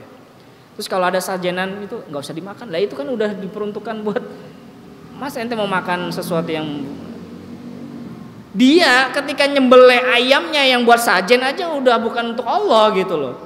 Terus ketika udah nggak ada gitu ente makan gitu. Kecuali kalau ente nggak tahu ya kan, wah nggak tahu, ada makanan dimakan, udah makan dikasih tahu itu tadi buat sajenan tuh udah dimakan, ya udah. Tapi kalau belum dimakan ya mending nggak usah dimakan ya. Kemudian yang diharamkan dari makanan juga di sini hal-hal yang memudaratkan seperti racun, khomer, ya, racun, khomer dan semua yang memabukkan dan membuat lemah ya, muskirat dan mufattirat. Muskirat ini beda sama mufattirat ya. Muskirat ini memabukkan, tapi kalau mufattirat ini membuat kita kayak obat-obatan, narkoba bahasanya itu, atau sesuatu yang bentuknya itu mufattirat. Mufattirat itu menjadi tenang, damai gitu ya. Itu nggak boleh kayak gitu. Karena menghilangkan akal sejatinya, sama kayak muskirat juga. Racun, khamr, muskirat, mufattirat nggak boleh. Sejatinya itu bisa membuat tubuh kita mempunyai efek yang buruk jangka panjang. Kalau kita suka minum atau suka minum maksudnya suka minum khamr atau suka mengonsumsi hal-hal yang berbau narkoba gitu ya, mufattirat. Allah sudah mengatakan wala taqtulu anfusakum ya, wala taqtulu, jangan kamu membunuh diri kamu sendiri. Baik, berikutnya ma qata'a minal hayy, bagian tubuh yang diambil dari binatang yang hidup. Mau masak sapi, mau masak daging sapi, mau masak daging kambing, tapi kasihan ya, ini sapi udah kasih nama nih, siapa namanya, Gareng ya, ada tadi di YouTube tuh, sapi yang jumbo-jumbo itu ya, nggak tega untuk nyembelih, akhirnya dia potong sedikit bagian dari dagingnya gitu ya, dari tubuhnya dimasak. Ini nggak boleh ini kayak gini, mencungkil gitu ya, memotong sedikit dari bagian hewan yang masih hidup. Nah itu nggak boleh. Lucu ya, tapi emang ada ya, mungkin aja ada orangnya kayak gitu, mengambil sedikit bagian dari hewan yang masih hidup. Ini juga nggak boleh, karena itu adalah bangkai. Yang kamu ambil dari bagian tubuh hewan itu adalah bangkai, maka nggak boleh dimakan. Kemudian yang keempat, sibaul bahaim, hewan buas. Hewan buas ini hewan yang berburu, hewan buas ya, hewan buas yang darat ya. Hewan yang berburu dengan taringnya. Ya, hewan yang ada taringnya seperti asad, singa, dhi'ab, serigala, namir, macan ya. Wal fahad, jenis dari singa juga, singa kan jenisnya banyak ya, macan juga jenisnya banyak. Intinya yang sejenis lah gitu dengan singa dan macan, dan anjing ya. Anjing juga nggak boleh dimakan. Nah Rasulullah an kulli dzinabin minas siba, karena Rasulullah sudah melarang setiap hewan yang bertaring dari hewan buas. Kullu dzinabin minas siba fa'aklu haram. Setiap yang memiliki taring dari hewan buas, maka memakannya adalah haram, meskipun disembelih ya, mau disembelih dengan bismillah gitu ya, mungkin karena singanya udah jinak gitu ya, disembelih gitu, dimakan enggak juga ya. Baik, kemudian yang berikutnya, yang kelima, siba'ut thair, burung yang memiliki cakar, yang burung buas yang memiliki cakar, seperti elang, kemudian garuda gitu ya, raja wali, garuda, gagak, kemudian burung hantu. Intinya adalah itu adalah jenis hewan burung yang punya cakar ya, punya cakar. Yang dia termasuk dalam kategori burung buas. Kemudian ada lagi yang berikutnya burung pemakan bangkai, ya sama juga masuk dalam kategori itu. Seperti burung nasar ya, burung nasar yang memang burung pemakan bangkai, burung gagak gitu ya. Dan burung elang juga termasuk dalam kategori ini. Berikutnya hal-hal yang diharamkan berikutnya dari makanan atau binatang yang diharamkan adalah binatang-binatang yang disunahkan untuk dibunuh. Yang disunahkan untuk dibunuh seperti ular. Ular itu disunahkan untuk dibunuh. Yang kok malah dimakan gitu kan. Orang kita diminta untuk membunuhnya malah dibunuh untuk dimakan. Itu nggak boleh. Akrob, kalajengking, fa'roh, tikus, hadaah, gagak ya. Hadis Aisyah menyatakan ada 5 hewan darat yang semuanya adalah termasuk dalam kategori hewan-hewan yang fasik. Hewan yang fasik ini yang suka membuat ulah gitu ya. Sebenarnya kita ini sangat jengkel dengan hewan-hewan itu. Ular, akrob, kalajengking, fa'roh, apalagi tikus ya kan. Dia bisa bikin kebakar rumah dan sebagainya. Ini bukan sesuatu yang kita inginkan. Hadaah, gagak, dalam penelitian itu yang terjadi kebakaran hutan di daerah mana, di negara mana itu karena akibat ulah dari burung-burung pemakan bangkai yang bikin malah apinya gede. Dalam rangka apa? Dalam rangka mengurung mangsanya. Ini kan sesuatu yang malah bikin jengkel kan. Dia membakar itu hutan itu dalam rangka mengurung mangsanya. Akhirnya mereka bisa pesta gitu, pesta makanan, nggak bisa kemana-mana mangsanya karena dikelilingin. Jadi akhirnya kebakarannya cepat melebar. Burung gagak lah, burung pemakan bangkai ini sesuatu yang sunnahnya itu dibunuh malahan, bukan dijadiin peliharaan lagi ya kan. Oke. Al-humur al-ahliyah, keledai ahliyah, keledai jinak, keledai kampung, ya itu nggak boleh juga. Kemudian yang berikutnya singkat saja, yang buruk dari makanan, udah disebutin, fa'roh, ya tidak ada baik-baiknya kita makan tikus gitu ya, makan ular, makan lalat, zubab, kemudian ada lagi kumbang, makan nahl, lebah dimakan gitu ya. Itu sesuatu yang bahaya malahan ya. Meskipun keluar dari perutnya madu, tetapi sejatinya malah ini sesuatu yang yustakhbas, sesuatu yang buruk, yang menjijikkan. Yang terakhir al-jalalah. Nah, jalalah ini semua hewan yang meskipun itu hewan yang boleh, tadi disebutin hewan-hewan yang boleh, tetapi ketika dia makan makanan atau mengkonsumsi makanan yang jorok, yang kotor, maka dia termasuk dalam kategori jalalah dan tidak boleh dimakan. Gimana caranya? Ya dikarantina dulu biar hilang itu ya. Di sini diriwayatkan dari Ibnu Umar, nah Rasulullah an aklil jalalah. Rasulullah telah melarang dari memakan jalalah. Yang mana jalalah ini setiap hewan yang mengkonsumsi atau asal makanannya adalah dari kotoran. Sawaun fidzalika, meskipun itu bentuknya adalah unta, sapi, domba, ayam, kalau hewan-hewan tadi makan dengan makanan yang kotor ya, asal dari makanan dia adalah kotoran, maka dia termasuk dalam jalalah. Fa idza habisat ba'idan 'anin najasat wa an imat at-tahirat hal akluha. Nih, sebagaimana Ibnu Umar, ya, afwan bukan Umar, tapi Ibnu Umar mengkarantina dulu hewan-hewan jalalah ini ya, hewan-hewan yang dia sebenarnya boleh dimakan, tapi karena mengkonsumsi kotoran, makan makanan kotor, maka dikarantina dulu 3 hari kalau ingin memakannya. Atau lebih dari 3 hari silahkan. Yang penting kita kira ini udah netral isi perutnya, baru kita sembelih. Tapi mungkin ini yang bisa kita sampaikan pada pembahasan kedua, dan insya Allah kita lanjut ke pembahasan berikutnya. Kita azan dulu. Bismillah, wassalatu wassalamu ala Rasulillah wa ba'du. Kita lanjutkan pembahasan kita tentang dosa besar dari memakan barang yang haram. Ini termasuk dalam kategori dosa besar sebenarnya. Mengupayakan harta, meskipun harta itu kita infakkan di jalan yang benar, atau kita belikan ayam, kita belikan kambing ya untuk dimakan, tetap menjadi haram. Karena sumbernya adalah dari sesuatu yang upaya yang haram. Ya, jadi di sini maksud daripada memakan barang haram ini adalah memakan harta dengan cara yang haram gitu, yang tidak diperbolehkan. Berdasarkan firman Allah Subhanahu wa taala, "Wala ta'kulu amwalakum bainakum bil batil." Janganlah kalian saling memakan harta di antara sesama kalian dengan cara yang batil. Maksudnya apa? Maksudnya la ya'kulu ba'dukum mala ba'd. Jangan kamu makan di antara kalian memakan harta sebagian yang lain ya, orang lain, transaksi ya, berupa transaksi dan apa nanti akan dijelaskan, dengan cara yang batil. Sebagaimana pernyataan Ibnu Abbas, maksudnya adalah ayat ini maksudnya ya didefinisikan oleh Ibnu Abbas, diterjemahkan oleh Ibnu Abbas, memakan harta sesama dengan cara yang batil maksudnya dengan sumpah palsu. Ya, sudah kita sebutkan ya di bab berbuat aniaya dan sebelum-sebelumnya. Agar harta dia berpindah menjadi milikku gitu dengan disumpah palsu. Yaqtati bihar rajul mala akhihi bil batil, yang akhirnya dia seseorang merampas harta saudaranya dengan cara yang batil. Dan memakan harta dengan cara yang batil, memakan barang atau harta yang haram, itu bentuknya ada 2.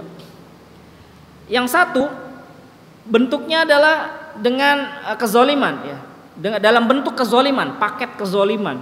Contohnya seperti merampas, berkhianat, sariqah, mencuri.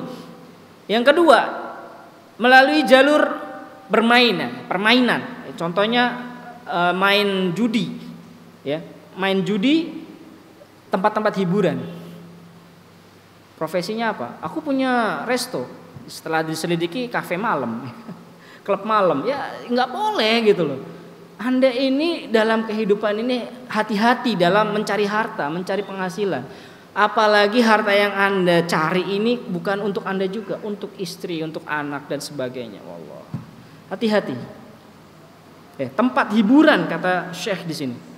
Al-malahi. Kalau mau bikin kafe bikin aja, nggak perlu harus ada embel-embel yang lain. Ada biliarnya, gitu ya, insyaallah dan sebagainya. Wa nahwi dzalik dan sebagainya. Bentuknya ada 2, dengan bentuk kezoliman atau dengan permainan. Cara memakan harta haram tadi. Di dalam Sahih Bukhari Rasulullah SAW bersabda, "Inna rijalan yatakhawaduna fi malillahi bighairi haqq falahumun nar yaumil qiyamah." Manusia itu berupaya berebut, berbondong-bondong untuk berebut, mengambil, mencari, mengupayakan harta Allah. Karena semua ini kan harta Allah. Allah yang memberikan kita harta itu. Tapi dengan cara yang haram. Meskipun dia melakukan perbuatan tadi yang haram, sejatinya dia ketika dapat harta itu kan juga harta Allah, tetapi caranya nggak benar. Bighairi haq, dengan cara yang tidak hak, tidak benar. Maka apa balasannya? Lahumun nar, bagi mereka nanti neraka disiapkan di hari kiamat. Dalam bekerja maka kita berhati-hati, dalam mencari nafkah kita berhati-hati. Dalam Sahih Muslim Ketika Nabi SAW menyebutkan ar-rajulu, ini hadis ini udah sangat populer. Ar-rajul inna rajula yutilus safar asy'at akbar. Ada seorang berpayah-payah dalam bersafar, rambutnya menjadi debu karena akibat safarnya, ya kan, kucel ya istilahnya gitu. Orang safar tuh pasti kucel. Mau dia naik mobil mewah pun, mau dia naik motor seberapapun harganya yang wah gitu ya, tetap dia kucel, dia musafir. Kelihatan ciri-ciri orang musafir itu. Kemudian dia menengadahkan tangannya. Memang doa, salah satu doa yang mustajab adalah doa musafir. Tetapi keadaan dia dilihat sini. Dia bersungguh-sungguh berdoa, ya Rob, ya Rob, ya Allah, ya Allah. Dia merintih, dia memohon balasan, dikabulkan doanya. Tapi sayangnya mat'amu haram, ya, makanannya dia haram. Uang yang dia dapatkan untuk makan dari jalan yang haram. Makanan yang dia makan juga haram. Tadi udah disebutin jenis makanan yang haram. Sama aja. Mau dia itu mendapatkan harta yang haram, dibeliin ayam, tetap nggak bisa. Mat'amnya juga haram dia. Karena jalurnya sudah haram. Udahlah dapat hartanya haram, belinya anjing, ya kan? Rica guguk lah, apa istilahnya gitu ya. Rica jamu apa istilahnya. Udahlah dia dari hasil main judi lapar, beli rica guguk, double udah, ya kan? Nggak akan dia itu, apakah dia berdoa sama Allah? Ya mungkin dia doa, ya kan? Bismillah, ya mau makan bismillah. Mau makan bismillah. Tapi mat'amu haram, masyrabnya haram, minumannya juga haram, malbasnya, tempat minumannya, malbasnya, pakaiannya juga haram. Dia dimasuki dalam dirinya, memasukkan ke dalam dirinya makanan-makanan yang haram. Bagaimana mau bisa dikabulin doanya gitu, kata Rasulullah. Kita lanjut lagi. Dari Anas radhiyallahu anhu qala, qultu ya Rasulullah ud'ullaha an yaj'alani mustajabad da'wah. Anas satu ketika sedang ngobrol sama Rasulullah dan meminta kepada Rasulullah, ya Rasulullah, tolong doakanlah kepada Allah agar menjadikan aku sebagai seorang hamba yang doanya selalu terkabul. Kemudian kata Rasulullah bagaimana? Rasulullah tidak mengatakan ya, oke, enggak. Tapi Rasulullah memberikan renungan yang bisa dibuat pelajaran buat umatnya, tidak hanya buat Anas aja. Kata Rasulullah apa kepada Anas? Ya Anas, wahai Anas, atib kasbak, perbaikilah penghasilanmu. Kamu ketika bekerja itu bekerja yang baik apa yang buruk? Dari kamu mencari harta yang halal apa harta yang haram? Perbaikilah usahamu. Niscaya doamu akan dikabulkan. Masya Allah. Kalau kita merasa doa kita tidak terkabulkan, mungkin ada bagian-bagian dari usaha kita dalam bekerja itu yang itu melanggar syariat gitu ya. Itu yang sesuatu yang menzolimi orang lain mungkin. Masya Allah. Kita lanjut lagi. Fa innar rajul, sesungguhnya seorang itu tidaklah memasukkan sesuap makanan ke dalam perutnya hal-hal yang haram. Ya. Fala yustajabu lau da'wata arba'ina yawman. Efeknya apa? Sesuap makanan yang masuk dari makanan yang haram atau dari upaya yang haram, efeknya tidak akan diterima doanya 40 hari. Fala yustajabu lahu da'watan arba'ina yawman. Tidak akan dikabulkan oleh Allah. Intinya apa? Biar netral dulu nih. Ya. Tadi jalalah aja. Kalau kita mau makan unta yang makan kotor itu dikarantina dulu. Ya kan? Baru bisa kita makan. Kalau kita ingin dakwah kita doa kita terkabulkan, maka seharusnya kita introspeksi. Makanya tadi di awal kita membawakan bab tentang muhasabah. Penting agar jangan sampai ketika kita berdoa nggak dikabul-kabulin, kitanya ngamuk, kita yang ngambek sama Allah. Nggak boleh, gitu kan? Oke, kita lanjut. Diriwayatkan dari Baihaqi dari sanadnya yang bersambung kepada Rasulullah, innallaha qassama bainakum akhlaqakum. Allah telah membagi buat kalian itu akhlak, perangai, pekerti. Jadi wajar ketika kita berinteraksi dengan sesama manusia ada yang orangnya tipikal A, tipikal B, wajar karena Allah sudah membaginya. Sudah membagi akhlak itu, ya. Sebagaimana Allah juga sudah membagi rizkinya buat kalian, buat kita semua. Dan Allah itu memberi dunia itu kepada siapa saja. Mau yang Allah suka dan Allah tidak suka, Allah kasih dunia. Dunia itu nggak ada harganya di sisi Allah. Makanya kita nggak usah heran ketika ada orang kafir kayaknya sugih blegedu bahasanya apalah gitu. Ya udah, itu karena Allah masih dunia itu buat siapapun. Siapapun Allah kasih dunia, nggak ada yang tertutupi oleh, nggak ada yang nggak kebagian dunia lah. Tetapi ya di sini catatannya, wala yu'tid din. Allah tidak memberikan agama kecuali hanya orang-orang yang Allah sukai. Ya kan? Faman a'tahullahu din, barang siapa yang Allah kasih agama, ya, faqad ahabbah. Ini adalah tanda ciri daripada Allah suka. Jadi kalau kita semakin dekat dengan semakin suka mengikut kajian, kita semakin suka mempelajari bahasa Arab yang akhirnya kita bisa baca kitab sendiri, ini ciri-ciri Allah sudah mulai suka sama kita. Ya. Kemudian wala yaksibu abdun malan haraman fayunfik minhu fayubarak lahu.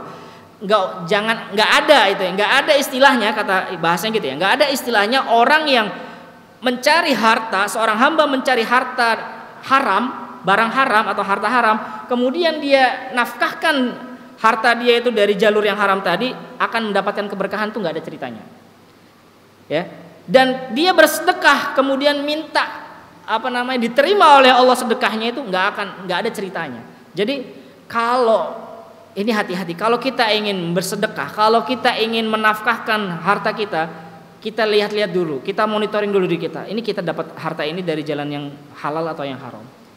Karena nggak ada keberkahan sama sekali kalau kita mendapatkan harta yang haram. Banyak dah ceritanya, ya nggak usah kita ceritakan satu-satu di sini. Atau mungkin kita pernah merasakannya. Sesuatu yang kita upayakan dari jalan yang haram itu nggak ada berkahnya sama sekali. Ya nggak akan diterima sama Allah sedekah kita, nafkah kita nggak ada keberkahannya sama sekali. Kemudian harta haram itu ditinggalkan di belakang kita alias kita mati, meninggal, ya. Kecuali nanti dia itu menjadi bekal kita yang menggiring kepada neraka. Masya Allah. Seharusnya kita berbekal untuk menuju surga, ini malah menjadi beban kita yang menggiring kita ke neraka. Karena kita dalam upaya kita sehari-hari kita menerabas aturan-aturan. Innallaha la yamhus sayyi bis sayyi. Allah itu tidak menghapus keburukan dengan keburukan. Ya, di hadis ini, di akhir hadis ini. Tetapi menghapus keburukan dengan kebaikan. Sedekah itu kan menghapus keburukan. Kalau kita ingin sedekah, maka sedekahkanlah, keluarkanlah dari harta yang baik. Ya. Jangan bersedekah dari harta yang haram. Ibaratnya tadi, ya. La yamhus sayyi bis sayyi. Allah itu enggak menghapus keburukan dengan keburukan. Baik, lanjut lagi. An Ibnu Umar radhiyallahu anhu qala Rasulullah sallallahu alaihi wasallam, Rasulullah sallallahu alaihi wasallam bersabda, hadis dari Ibnu Umar, ad-dunya hulwa khadirah. Dunia ini manis lagi hijau, menggiurkan. Manik tasaba fiha malan min hillihi, barang siapa yang mengupayakan harta di dunia ini dengan jalan yang halal, kemudian dia nafkahkan harta yang dia peroleh dengan jalan yang halal pada tempatnya sesuai dengan haknya, maka Allah akan mengganjari dia. Asabahullah, Allah akan kasih dia pahala-pahala dan Allah wariskan baginya surga. Sebaliknya, manik tasaba fiha malan min ghairi hilli, barang siapa yang mengupayakan harta dari jalan yang haram, dinafkahkan pula tidak pada tempatnya, adkhalahullahu ta'ala darul hawan, Allah memasukkan dia di negeri kehinaan, di rumah kehinaan alias di neraka. Betapa banyak orang-orang yang menceburkan dirinya ya untuk mencari harta karena memperturutkan nafsunya, ya dia tidak melihat apakah halal apakah haram, yang penting dia cari harta, ya nggak peduli, ya karena memperturutkan hawa nafsunya tadi, yaitu ciri orang lemah tadi kan di awal. Lahun nar yaumal qiyamah, baginya nanti neraka di hari kiamat. Wajah anhu sallallahu alaihi wasallam annahu qala, di sini juga ada lagi hadis dari Rasulullah SAW. Man lam yubali min aina iktasabal mal, lam yubalillah min aibabin adkhalahun nar. Barang siapa yang tidak peduli dari mana dia mendapatkan hartanya, maka Allah juga nggak akan peduli. Allah juga nggak peduli dari mana nanti dia masuk neraka. Udah masukin aja ke neraka dari pintu manapun. Ya Allah nggak peduli. Udah tempat dia neraka. Wa an Abi Hurairah radhiyallahu anhu qol. Dari Abi Hurairah radhiyallahu anhu qol, li an yaj'ala ahadukum fi fihi turaban khairun min an yaj'ala fi fihi haraman. Di sini ada catatan ya, hadis ini atau perkataan ini dhaif ya, tetapi di buku yang lain menyatakan masih sahih isnadnya. Ala kulli hal kita sampaikan. Tidaklah seseorang itu memasukkan makanannya tanah ke dalam mulutnya itu lebih baik ya daripada dia memasukkan ke dalam mulutnya barang-barang yang haram, makanan yang haram. Maksudnya begitu. Kemudian kita lanjut. Diriwayatkan dari Yusuf bin Asbat radhiyallahu anhu rahimahullah qol, seorang ulama salaf. Di sini Yusuf bin Asbat bercerita atau mengatakan, "Inna syab, sungguhnya seorang pemuda jika dia beribadah, ya ada ahli ibadah lah katakan. Qala syaitan berkata li a'wanihi kepada hulu balangnya, kepada pasukannya. Unzuru, lihat ya. Min aina mat'amahu, dari mana dia mendapatkan makanannya? Ya. Upaya harta yang dia peroleh itu dari jalan halal atau dari jalan haram, atau makanan yang dia makan itu halal atau haram? Lihat. Kalau makanannya itu adalah makanan yang haram, dia dapatkan hartanya dari jalan yang haram, biarin aja. Kamu nggak usah goda dia, meskipun dia ahli ibadah, biarin aja. Biarkan dia bercapek-capek ya dalam beribadah. Ya, dalam ibadahnya, bersusah payah dalam ibadahnya. Faqad kafakum nafsahu, udah kamu cukup ya, kamu nggak usah ganggu dia gitu. Itu udah cukup. Karena usaha dia dalam ibadah tadi bersamaan dibarengi dengan makanan yang dia konsumsi adalah makanan yang haram, itu nggak bermanfaat ibadahnya. Jadi intinya sama aja, nol. Beribadah dengan sungguh-sungguh tetapi makanannya, asupan gizinya dari hal-hal yang haram, sama saja nggak bermanfaat. Untuk apa dia ibadah? Ya, ahli ibadah beda dengan ahli ilmu ya, beda ya. Keutamaan ahli ilmu dengan ahli ibadah antara bulan purnama dengan bintang-bintang yang lain. Baik, kita lanjut. Diriwayatkan dalam satu hadis bahwasannya ada malaikat yang berada di Baitul Maqdis, itu kerjaannya menyeru setiap siang dan malam. Man akala haraman lam yaqballahu minhu sarfan wala adla. Barang siapa yang memakan barang yang haram, makanan yang haram, lam yaqballahu minhu sarfan wala adlan, Allah enggak akan menerima ibadah wajib dan sunnahnya. Masyaallah. Berkata Abdullah bin Mubarak, ini Masya Allah, ini saya dari tadi merenungi kata-kata Abdullah bin Mubarak. Li an arudda dirhaman min syubhatin ahabbu ilayya min an atasaddaq bi mi'ati alfi wa mi'ah. Bimi'ati alfin wa mi'ah. Masya Allah. Tidaklah aku itu mengembalikan 1 dirham yang bentuknya syubhat. Jadi aku mendapatkan 1 dirham tapi ini syubhat. Itu lebih baik aku kembaliin daripada aku bersedekah dengan 100.000. Ya, 100.000 dirham atau dinar ya. Ala kulli hal dia lebih memilih untuk mengoreksi diri. Ini harta ini saya ambil dari jalan yang sudah benar atau ada sesuatu yang di situ ada syubhatnya. Lebih baik aku kembalikan 1 dirham daripada aku sedekah dengan banyak uang. Karena sedekah dengan banyak uang ini konsekuensinya tidak lebih besar daripada ambil 1 dirham dari jalan yang zalim. Masya Allah, syubhat. Waja'ani Nabi SAW man hajja bimalin haram, ini tapi hadisnya dhaif ya. Barang siapa yang berhaji dengan harta yang haram, kemudian dia berkata labbaik Allahumma labbaik gitu ya. Qala malakun la labbaika, berkata malaikat tidak ada labbaik, tidak ada sa'daik gitu ya. Hajjuka mardud alaika, hajinya kamu itu enggak diterima, tertolak. Tapi hadisnya dhaif. Kemudian kita lanjut lagi. Diriwayatkan dari Imam Ahmad di dalam sanadnya bahwasannya Rasulullah SAW bersabda, hadisnya juga dhaif. Barang siapa yang beli baju dengan 10 dirham, tetapi dari 10 dirham itu ada 1 dirham uang haram, ya, maka Allah tidak akan menerima sholat orang ini ketika dia pakai baju itu tadi. Tapi hadisnya dhaif ya, meskipun diriwayatkan dari Imam Ahmad. Berkata Wahab bin Ward, lau kumta qiyamas sariyah, kalau seandainya kamu berdiri sholat tegak seperti tiang, Masya Allah, saking khusyuknya, tidak ada manfaatnya bagimu hatta tanzur, sampai kamu memonitoring dirimu, mengevaluasi apa yang sudah masuk ke dalam perutmu, halal atau haram. Jadi nggak ada manfaatnya, nggak ada efeknya kita beribadah khusyuk sama Allah, tapi di sisi lain kita justru malah mengkhianati Allah di belakang, ya kan? Kadang-kadang kita itu kalau lagi ibadah tampak ya udah seperti orang ahli ibadah yang sangat Masya Allah, bubar dari majlis ya, atau bubar dari jamaah kita, kelompok kita di dalam kesembunyian kita, di dalam aktivitas keharian kita, dalam pekerjaan kita melakukan banyak kecurangan, ya, banyak kezoliman, transaksi yang tidak baik, transaksi ribawi dan sebagainya. Baik, kita lanjut lagi. Berkata Ibnu Abbas, la yaqbalullahu sholata mri'in wa fi jawfi haramun. Tidak diterima salat seorang yang di dalam tubuhnya ada daging yang tumbuh berasal dari makanan yang haram atau barang yang haram sampai dia taubat kepada Allah Subhanahu wa taala. Berkata Sufyan Ats-Tsauri, man anfaqal haram fit ta'ah kaman tahara. Nah, ini. Barang siapa yang menafkahkan sesuatu yang haram di dalam ketaatan, ya tadi sedekah dengan uang haram gitu ya. Itu sama saja dengan bersuci dengan air kencing. Ya, seperti dia bersuci dengan air seni. Dia mencuci bajunya dengan air kencing ya. Allah, kita aja kayaknya nggak mungkin gitu ya. Cuci pakai air kencing, air seni. Baju kotor itu dicucinya dengan air yang suci.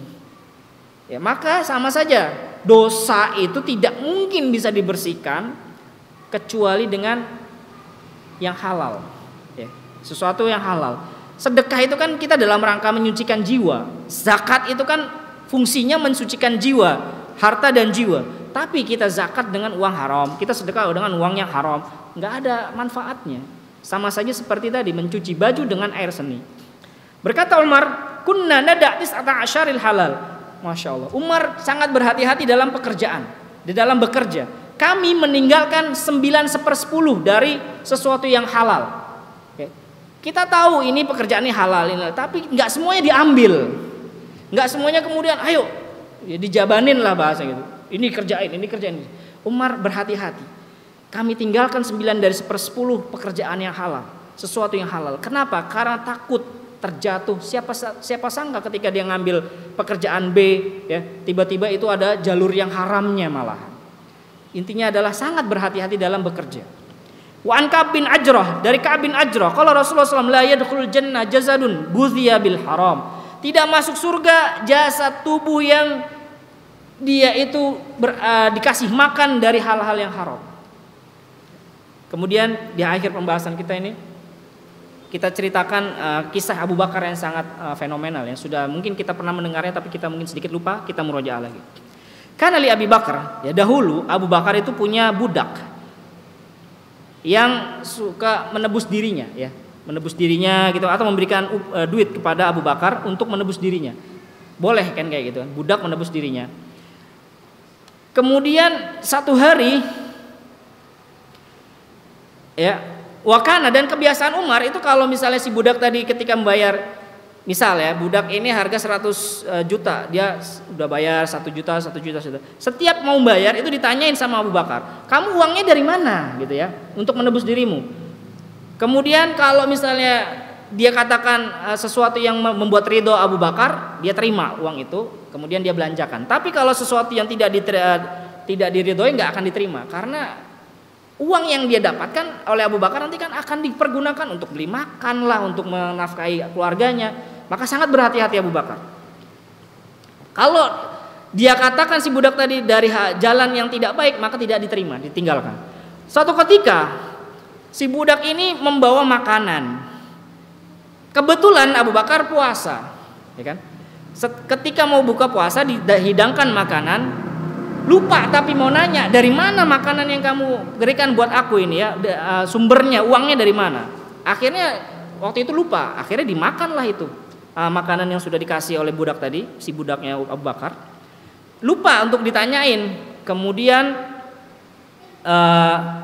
ketika ingat sudah makan, sudah masuk, ingat, lupa dia nggak ditanya, ini kamu dapat dari mana makanan ini? Ya ketika kamu, kalau kita sekarang mungkin agak sungkan ya, dikasih hidangan gitu, ini tadi disembelihnya halal apa enggak? Aduh repot ya, susah ya kan. Oke, Abu Bakar sangat berhati-hati. Kemudian ketika ingat ditanyain, dari mana kamu dapat ini? Kemudian kata budaknya, aku dulu itu punya profesi sebagai dukun abal-abal katanya. Aku pernah menjadi dukun bagi masyarakat sekitarku. Ya sebenarnya aku nggak bisa, nggak punya ilmu tentang perdukunan gitu. Cuman aku mengelabui mereka aja biar dapat duit gitu kan. Dukun abal-abal. Dulu kata dia, ini ceritanya dulu. Jadi dia menghidangkan makanan ini dari harta dulu, pekerjaan dia dulu sebenarnya. Udah tobat sebenarnya, tapi dulu ya. Takahantu katanya.